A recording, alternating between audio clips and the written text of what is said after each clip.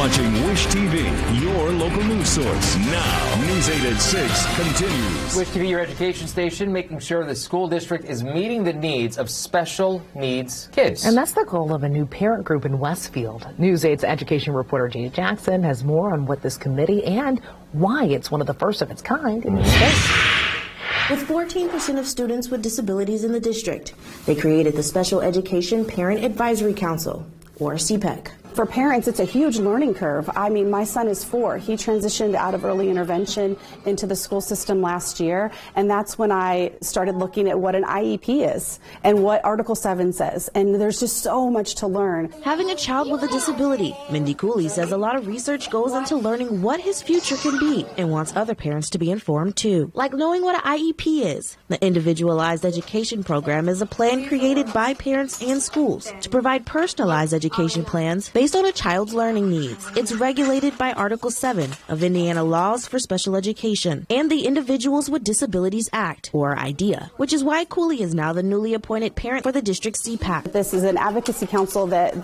the federal laws recommend it, but it's not mandated, and it's a parent-driven council. This is their first year, and they have a council of 12 to 15 parents and staff members to represent each school within the district. The council can then evaluate the needs of their special education students and take requests to the school board. Well, I think about waiver services, Medicaid, Article 7, which is Indiana's legislative language when you really think about how we provide services beginning at age 3 all the way through 22. Chase Denton is the director of student services and says their service for special education students goes even beyond graduation. He wants to identify the strengths and weaknesses of the district and continue to improve. That's the goal. Chase and I really worked with some partners. Hi, Baba.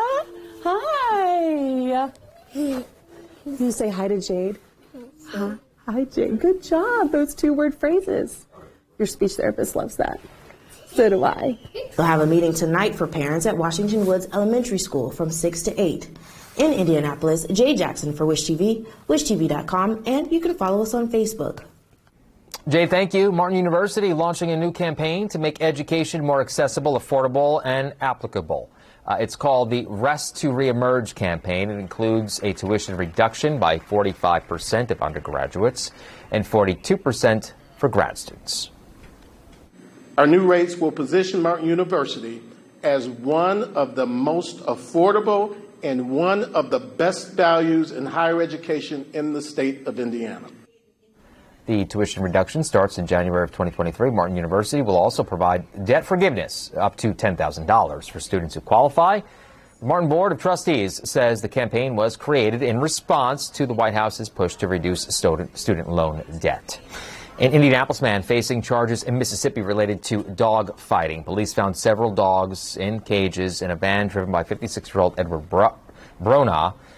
Police say the dogs were malnourished and showed signs of injuries from dog fighting. Police confiscated the 11 dogs. Vets then gave the dogs emergency treatment. Police arrested Brona for animal cruelty, transporting dogs for dog fighting, and possession of marijuana. Your Statewide News Network covers Whitley County, where police arrested 19-year-old Christopher Honeycutt for possession of child porn. The arrest comes after a 9-month investigation. Police say it began with a tip that an online account had been used for child exploitation. A police chase ended in a deadly crash in Morgan County. A deputy tried to pull over 32-year-old Daniel Staton last night for a traffic violation. The deputy says that Staton took off, then stopped to let 2 females out of the car, then drove off again. The deputy says Staton drove to Man Road, where he lost control and hit another car. Medics took Staton to a hospital where he later died. The driver of the other car was not seriously hurt.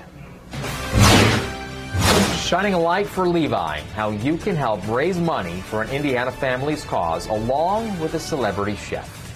Not shifting fast enough. Why experts are seeing a huge disparity between white and black women who have died from breast cancer.